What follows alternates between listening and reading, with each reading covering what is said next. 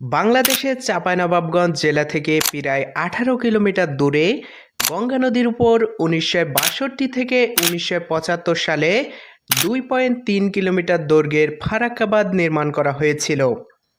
তৎকালীন সময়ে ভারত সরকারের ফারাক্কাবাদ নির্মাণ করতে লেগেছিল প্রায় $280 মিলিয়ন। তখন $1 সমান ছিল 7.8 টাকা। সুতরাং $280 মিলিয়নকে টাকায় রূপান্তর করলে দাঁড়ায় 218.4 কোটি টাকা।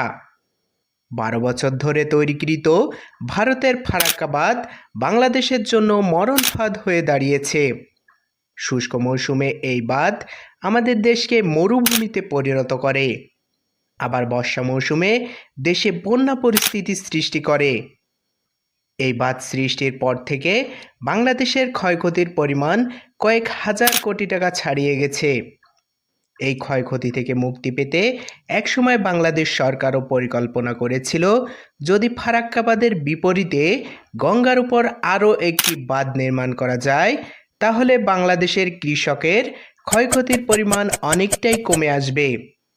কিন্তু কোনো এক কারণবশত পরবর্তীতে এই পরিকল্পনা বাস্তবায়ন করা সম্ভব হয়নি। বর্তমানে বাংলাদেশ সরকার যদি আবারও ফারাক্কাবাদের বিপরীতে একটি বাঁধ নির্মাণ করতে চায় তাহলে নির্মাণ ব্যয় কত হবে চলুন জেনে আসি আজকের এই ভিডিওতে। বর্তমানে $1 সমান 120 টাকা, সুতরাং $280 মিলিয়ন সমান প্রায় 3500 কোটি টাকা।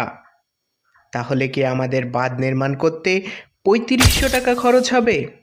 উত্তরে প্রথমে আসবে না, বরং তার থেকেই অনেক বেশি টাকায় লাগবে। কারণ পূর্বে দ্রব্যমূল্যের যে দাম ছিল বর্তমানে সে দাম অনেক গুণই বেড়েছে। বর্তমানে ইট বালু সিমেন্টের দাম 60-এর দশকে যে দাম ছিল তার থেকে অনেক গুণই বেশি। যে হিসাব করলে বর্তমান সময়ে নির্মাণ ব্যয় দাঁড়াবে 20,000 কোটি টাকা। কিন্তু বর্তমান সময়ে এত টাকা দিয়ে বাঁধ নির্মাণ করা সম্ভব না, কারণ নির্মাণ ব্যয় তো রয়েছেই, তার সাথে রয়েছে আন্তর্জাতিক চাপও। সুপ্রিয় দর্শক, আমরা সকলে চাই ফারাক্কাবাদের বিপরীতে বাংলাদেশেও যেন একটি বাঁধ নির্মাণ করতে পারে, এমনটাই প্রত্যাশা বাংলার সকল মানুষদের।